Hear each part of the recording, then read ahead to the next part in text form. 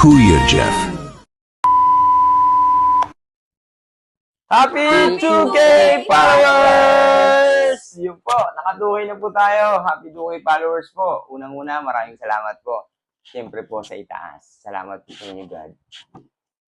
Alam ko pong malaking blessing po sa amin ito bilang bagong creator. Naka 2K followers na po kami. No? Bago, salamat po sa lahat ng mga kamag-anak, pamilya, sumuporta, siyempre mga kaibigan, mga tropa. Salamat po at saka po sa ibang viewers na nagsuporta. Maraming salamat po sa inyo.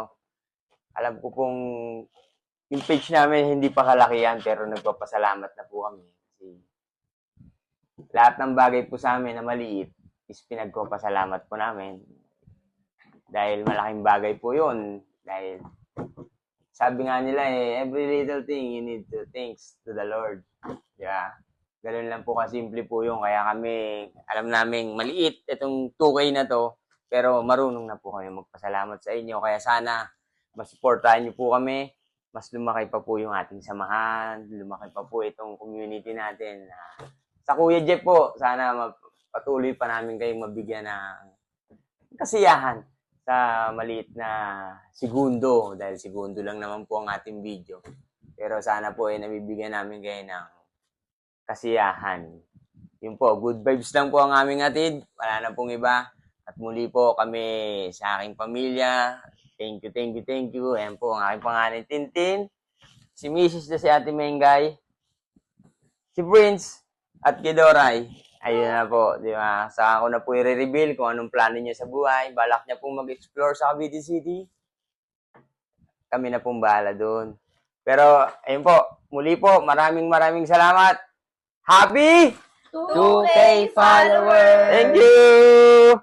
Dear God, as this day comes to a close, I just want to pause and say thank you.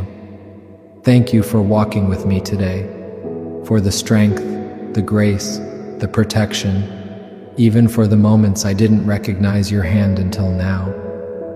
Lord, tonight I give you my thoughts.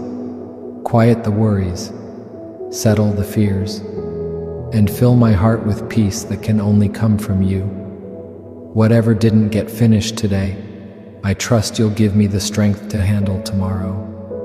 Whatever didn't make sense, I trust you're still in control.